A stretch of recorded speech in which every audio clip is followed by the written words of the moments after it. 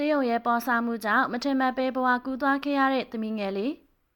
အားလုံးပဲမင်္ဂလာပါရှင်။ Main News Channel လေးကနေပြန်လည်ကြိုဆိုလိုက်ပါရစေ။အခုလိုကလေးလေးကတီးတက်တဲ့အရွယ်ရောက်မှအခုလိုဖြစ်သွားတာတကယ်စိတ်မကောင်းဖြစ်ရပါတယ်ရှင်။အခုခေတ်ကဆေးရုံတက်ရင်ပတ်စံရှိဖို့တက်လူစိတ်ရှိတဲ့ဆရာဝန်တွေနဲ့တွေ့မှလူနာတွေအသက်ရှင်ခွင့်ရမယ့်ပုံဖြစ်နေပါပြီ။တချို့ဆရာမတွေကမပြောရဲရင်မပြောသလိုဖိဟောက်တာမျိုးတွေရှိပြီး nurse အပြာမဆိုရင်သူသေစင်းရင်းနေရင်နဲ့ကလေးလေးတယောက်ထပ်သေးလို့ပြောလိုက်တဲ့စကားတေချာဟေးတေချာတဲ့ငါတို့အတွက်တော့မယိုတော့ဘူးလို့ပြောတဲ့သူတွေရှိပြီးတော့တကယ်တော့သူတို့တွေတေချာမကုသပေးခဲ့လို့အသက်မဆုံးရှုံးတဲ့သူတွေဆုံးရှုံးရတာတွေများပါတယ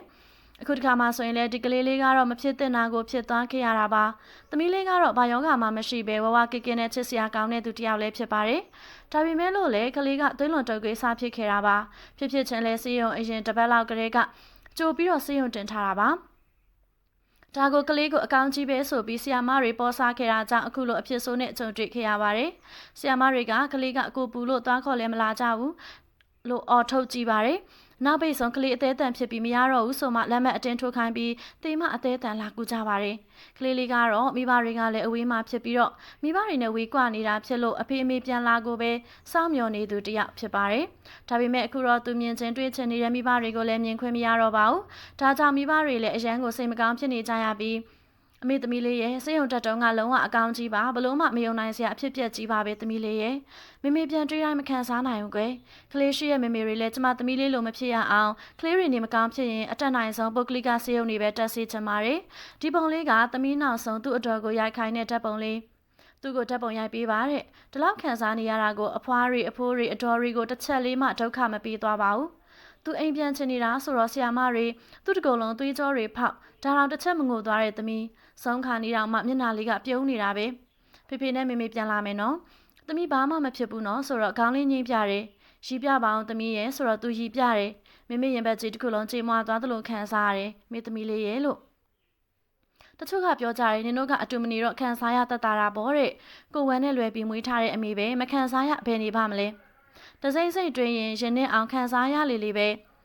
ခံစားဖို့မှသိတဲ့အရာဆိုတာတေကွဲနဲ့ကြုံရတဲ့သူတွေပဲသိပါတယ်လို့မိခင်ကဝမ်းနဲ့စွာပြောပြလာတာပဲဖြစ်ပါရဲ့ရှင်တချို့ကတော့ဒါပေါ့တချို့ဆရာဝန်တွေကကလေးကအကိုပူလို့ပါလာကြည့်ပေးပါဆိုရင်လဲ10ခါလောက်ခေါ်မှတစ်ခါလောက်လာကြည့်တယ်ကလေးကိုအကောင်ကြည့်ပဲဘာလို့ခဏခဏလာခေါ်နေတာလဲဆိုပြီးအော်ထုတ်ပါသေးတယ်ငွေမျက်နှာကိုပဲကြည့်ရတချို့ဟာတွေတေမကူးတဲ့ဆရာဝန်တွေကြောင့်မသေးသင့်ပဲတေးရတာများနေပါပြီ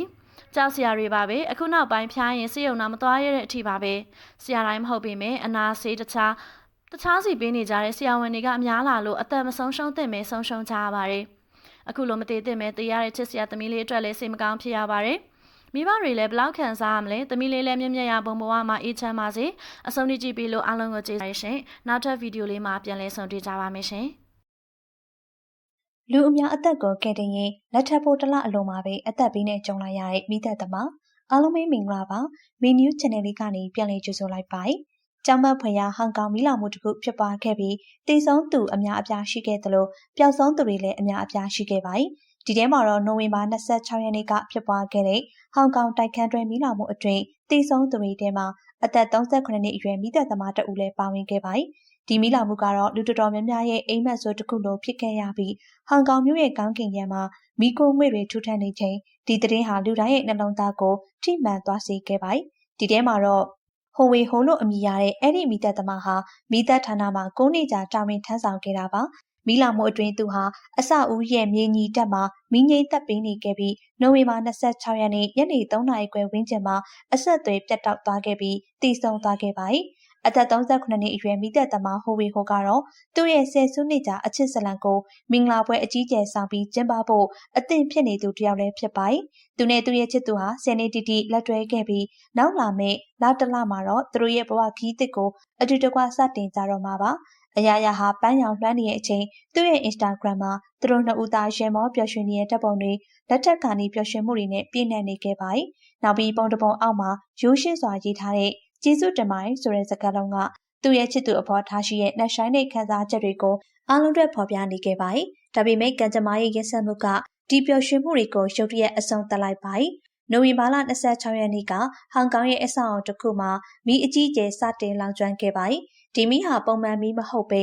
လျင်မြန်စွာကူးစက်လောင်ကျွမ်းပြီးလူအများရဲ့အသက်ကိုချိန်ချောက်နေခဲ့ပါတယ်။ 9 နှစ်ကြာမိသက်ဝန်ထမ်းဘဝမှာသူရဲကောင်းဆန်စွာကျင်လည်ခဲ့သူဟိုဝေဟိုဟာလည်းတာဝန်အရာအသက်ကိုပဓာနမထားပဲမိတောက်တွေကြားတဲ့ကိုရဲရဲဝံ့ဝံ့ဝင်ရောက်ခဲ့ပါတယ်။သူဟာအောက်ဆုံးထပ်မှာအသက်ပေါင်းများစွာကိုကယ်တင်ဖို့ကြိုးစားနေရင်နေ့လယ်3 နာရီခွဲလောက်မှာသူ့အဖွဲနဲ့အဆက်အသွယ်ပြတ်တောက်သွားခဲ့ရပါတယ်။နောက်ဆုံးမှာသူ့ကိုမျက်နှာမှာမီးလောင်တံရတွေနဲ့ပြန်တွေ့ခဲ့ရပြီးဆေးရုံကိုအလင်းအမြန်ပို့ဆောင်ခဲ့ပေမဲ့ချီရသူတွေနဲ့မင်္ဂလာပွဲအတွက်စောင့်မျှော်နေတဲ့နေ့ရက်တွေကိုကြော်ပြတ်နိုင်ခြင်းမရှိဘဲတနအီကြာမှာပဲကွယ်လွန်သွားခဲ့ပါတယ်။ဒါကြောင့်ပဲသူ့အတွက်ကြေကွဲဝမ်းနည်းနေရတဲ့ချစ်သူကတော့ဒီဖြစ်ပျက်အတွက်စိတ်ပိုင်းဆိုင်ရာပြုတ်လဲခဲ့ရပေမဲ့သူဟာတာဝန်ထမ်းဆောင်ရင်ကြာဆုံးသွားတဲ့သူ့ရဲ့ကောင်းတူဖြစ်တယ်ဆိုတာကိုလက်ခံခဲ့ပါတယ်။ကောင်မလေးကတော့မင်္ဂလာဝတ်စုံကိုဝတ်စီရမယ့်အစားချစ်သူရဲ့ရုပ်ကလပ်ကိုသာထိုင်ကြည့်နေရဖို့ကံပါလာခဲ့ပါတယ်။ဒီမျိုးသမီးကတော့သူမရဲ့ချစ်သူကိုသူမရဲ့စူပါဟီးရိုးသူအမြဲတမ်းလုပ်ချင်ခဲ့တဲ့မစ်ရှင်ကိုပြီးမြောက်ခဲ့ပြီးလို့နှလုံးသားကနေလှိုက်လဲစွာတင်စားခဲ့ပါတယ်။ဒီဖြစ်ဆိုကြောင့်ဟောင်ကောင်မှာလူပေါင်းများစွာအိုးမဲ့အိမ်မဲ့ဖြစ်ခဲ့ရပေမဲ့အများအတွက်အသက်ပေးခဲ့တဲ့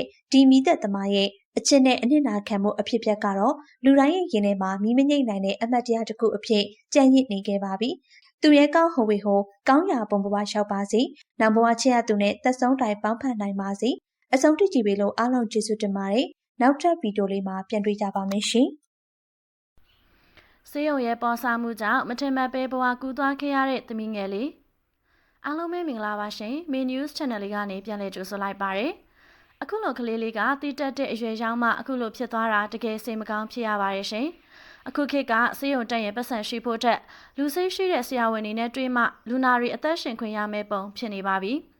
တချို့ဆရာမတွေကမပြောရဲရင်မပြောသလိုဖိဟောက်တာမျိုးတွေရှိပြီး nurse အပြာမဆိုရင်သူသေစင်းရင်းနေရင်နဲ့ကလေးလေးတယောက်ထပ်သေးလို့ပြောလိုက်တဲ့စကားတေချာဟေးတေချာတဲ့ငါတို့တက်တော့မရိုးတော့ဘူးလို့ပြောတဲ့သူတွေရှိပြီးတော့တကယ်တော့သူတို့တွေတေချာမကုသပေးခဲ့လို့အသက်မဆုံးရှုံးတဲ့သူတွေဆုံးရှုံးရတာတွေများပါတယ်အခုတခါမှဆိုရင်လေဒီကလေးလေးကတော့မဖြစ်တဲ့နာကိုဖြစ်သွားခဲ့ရတာပါသမီးလေးကတော့ဘာယောဂမှမရှိဘဲဝဝကကင်းနဲ့ချစ်စရာကောင်းတဲ့သူတယောက်လည်းဖြစ်ပါတယ်ဒါပေမဲ့လို့လေကလေးကသွေးလွန်တုပ်ကွေးစားဖြစ်ခဲ့တာပါဖြစ်ချင်းလဲစေးရုံအရင်တစ်ပတ်လောက်ကလေးကကြိုပြီးတော့စေးရုံတင်ထားတာပါဒါကိုကလေးကိုအကောင်းကြီးပဲဆိုပြီးဆီယာမတွေပေါ်စားခဲ့တာကြောင့်အခုလိုအဖြစ်ဆိုးနဲ့ကြုံတွေ့ခဲ့ရပါတယ်။ဆီယာမတွေကကလေးကအကိုပူလို့သွားခေါ်လဲမလာကြဘူးလို့အော်ထုတ်ကြည့်ပါတယ်။နောက်ပိတ်ဆုံးကလေးအသေးအတန်ဖြစ်ပြီးမရတော့ဘူးဆိုမှလက်မှတ်အတင်းထိုးခိုင်းပြီးတေမအသေးအတန်လာကူကြပါတယ်။ကလေးလေးကတော့မိဘတွေကလည်းအဝေးမှာဖြစ်ပြီးတော့မိဘတွေနဲ့ဝေးကွာနေတာဖြစ်လို့အဖေအမေပြန်လာကိုပဲစောင့်မျှော်နေသူတယောက်ဖြစ်ပါတယ်။ဒါပေမဲ့အခုတော့သူမြင်ချင်းတွေ့ချင်နေတဲ့မိဘတွေကိုလည်းမြင်ခွင့်မရတော့ပါဘူး။ဒါကြောင့်မိဘတွေလည်းအရန်ကိုစိတ်မကောင်းဖြစ်နေကြရပြီးအမေသမီးလေးရဲ့စေယုံတက်တုံးကလုံးဝအကောင်းကြီးပါဘလို့မှမယုံနိုင်စရာအဖြစ်ပြက်ကြီးပါပဲသမီးလေးရဲ့မေမေပြန်တွေ့တိုင်းမခံစားနိုင်ဘူးကွယ်ကလေးရှိရဲ့မေမေတွေလည်းကျမသမီးလေးလိုမဖြစ်ရအောင်ကလေးတွေနေမကောင်းဖြစ်ရင်အတက်နိုင်ဆုံးပုတ်ကလီကစေယုံတွေပဲတက်စေချင်ပါတယ်ဒီပုံလေးကသမီးနောက်ဆုံးသူ့အတော်ကိုရိုက်ခိုင်းတဲ့ဓာတ်ပုံလေးသူ့ကိုဓာတ်ပုံရိုက်ပေးပါတဲ့ဒီလောက်ခံစားနေရတာကိုအဖွားတွေအဖိုးတွေအတော်တွေကိုတစ်ချက်လေးမှဒုက္ခမပေးသွားပါဘူးသူအိမ်ပြန်ချင်နေတာဆိုတော့ဆရာမတွေသူ့တကုံလုံးသွေးကြောတွေဖောက်ဒါတော့တစ်ချက်မငိုသွားတဲ့သမီးဆုံးခါနေတော့မှမျက်နှာလေးကပြုံးနေတာပဲဖေဖေနဲ့မေမေပြန်လာမယ်နော်သမီးဘာမှမဖြစ်ဘူးနော်ဆိုတော့ခေါင်းလေးငိမ့်ပြတယ်ရီပြပါအောင်သမီးရဲ့ဆိုတော့သူရီပြတယ်မေမေရင်ဘက်ကြီးတစ်ခုလုံးကြေမွာသွားသလိုခံစားရတယ်မေသမီးလေးရဲ့လို့တချို့ကပြောကြတယ်နင်တို့ကအတူမနေတော့ခံစားရတတ်တာပေါ့တဲ့ကိုဝမ်းနဲ့လွယ်ပြီးမွေးထားတဲ့အမေပဲမခံစားရဘယ်နေပါမလဲတစိမ့်စိတ်တွင်ရင်ရင်နဲ့အောင်ခံစားရလေလေပဲခံစားမှုမှသိတဲ့အရာဆိုတာတေကွဲနဲ့ကြုံရတဲ့သူတွေပဲသိပါတယ်လို့မိခင်ကဝမ်းနဲ့စွာပြောပြလာတာပဲဖြစ်ပါရဲ့ရှင်တချို့ကတော့ဒါပေါ့တချို့ဆရာဝန်တွေကကလေးကအကိုပူလို့ပါလာကြည့်ပေးပါဆိုရင်လဲ10ခါလောက်ခေါ်မှတစ်ခါလောက်လာကြည့်တယ်ကလေးကိုအကောင်ကြည့်ပဲဘာလို့ခဏခဏလာခေါ်နေတာလဲဆိုပြီးအော်ထုတ်ပါသေးတယ်ငွေမျက်နှာကိုပဲကြည့်ရတချို့ဟာတွေတေမကူးတဲ့ဆရာဝန်တွေကြောင့်မသေးသင့်ပဲတေးရတာများနေပါပြီကြောက်စရာတွေပါပဲအခုနောက်ပိုင်းဖျားရင်စေယုံနာမသွားရတဲ့အထိပါပဲဆရာတိုင်းမဟုတ်ပေမဲ့အနာဆေးတခြားစီပေးနေကြတဲ့ဆရာဝန်တွေကအများလာလို့အသက်မဆုံးရှုံးသင့်ပဲဆုံးရှုံးကြရပါတယ်